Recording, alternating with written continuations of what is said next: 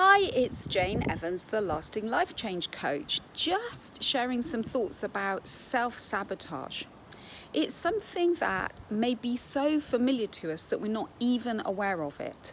It's the ability that we all have to be our greatest critic and to say, quite honestly, the meanest things to ourselves because they are deeply held, long held beliefs and thoughts that we have.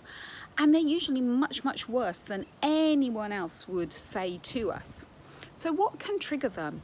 Life can be going really well. We can be succeeding in many areas of it. And other people think, wow, that Jane Evans or whoever it is doing really well for themselves and they seem to be so happy.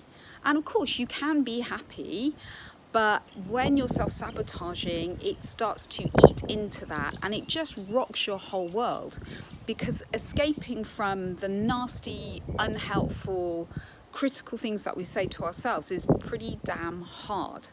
So recently I've been falling back into that habit and saying things to myself that no one else is saying about being a bother, about annoying people, about how I must be upsetting people.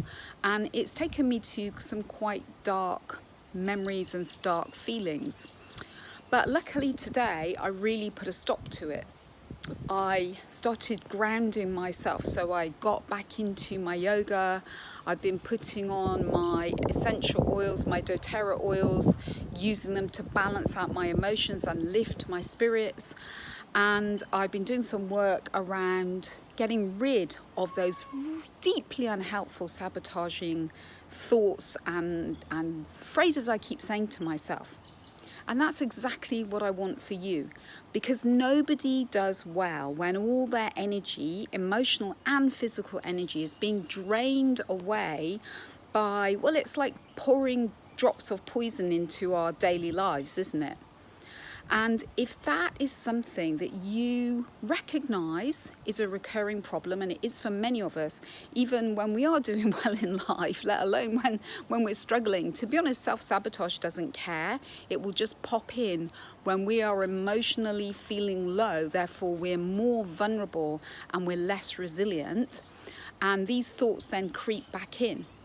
So to counteract that, it is really important to remove and address some of these very unhelpful thoughts about not being good enough, about having an annoying voice, or being really irritating, or sounding stupid, or upsetting other people. This is often the background of our daily lives, and it doesn't serve us. So it is possible to be free from this. It's just identifying what the patterns are and then working to remove them at a subconscious level.